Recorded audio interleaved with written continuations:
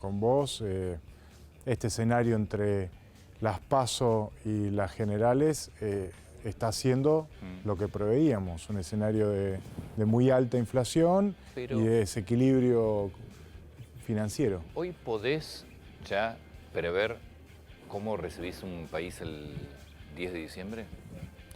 No, no en toda la extensión.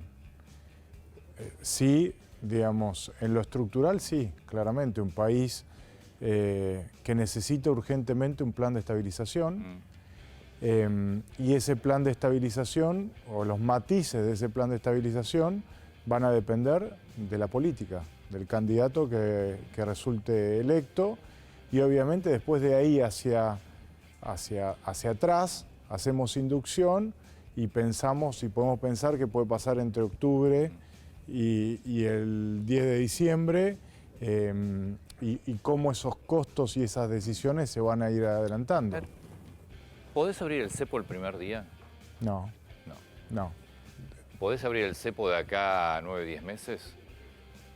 Sí, a ver, el cepo para algunas operaciones, recordá que muchos hablaban de dolarización el primer día y ya están... Yo ahí, ¿sabés qué? Mira, hicimos muchas notas con Javier Milei.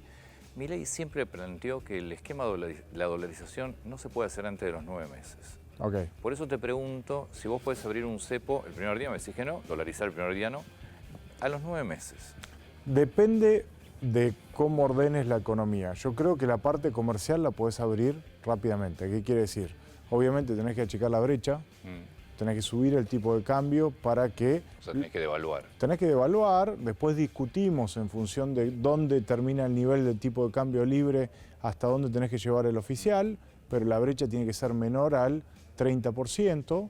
Hoy está en 130 si ves el contado con... Claro, si estamos hablando de un tipo de cambio 850, por poner un ejemplo, en octubre, noviembre, tenemos que hablar de un oficial en 600. Hoy está 360. 360, o sea... Pero eso todo va a precios. ¿Quién no lo resiste eso la gente? No, bueno, esa es la lógica de un plan de estabilización. Por eso, digamos, detrás de esto tiene que haber mucho apoyo político. Muchos de los precios, una parte importante, ya se adelantó. Otra parte, que es la que más le va a doler a la gente, tiene que ver con los alimentos. Y los alimentos, sin duda, van a tener una aceleración inflacionaria.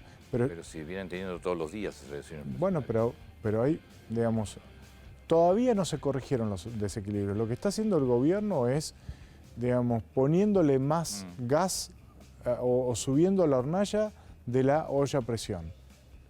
La economía todavía sigue en modo, digamos, impulso. Digamos, el gobierno para estabilizar la economía tenés que enfriarla. Lamentablemente no hay una receta. Me parece que ya estamos casi en una recesión. Estás estabilizando, todavía no caíste. Cuando estoy hablando de recesión estoy hablando de caída violenta de la actividad. ¿Cómo lo soportás socialmente? Bueno, esa es la gran discusión. Esa es la gran discusión. Hoy ya no te alcanza el dinero absolutamente para nada. Bueno, obviamente va a haber que hacer políticas de redistribución de los costos del ajuste, pero va a haber que bancar ese proceso. Por eso yo creo que, digamos, los matices del plan de estabilización, sin ir a los extremos de la dolarización, son conocidos. Ahora, lo principal de este proceso es entender cómo vas a repartir los costos de ese ajuste y cómo vas a contener una situación social. Digo, hoy agosto vas a terminar terminaste con 13, 14% de inflación. 42% de pobreza. 42%, o sea, la situación ya está en un nivel crítico. Lo que hay que empezar es a ordenar.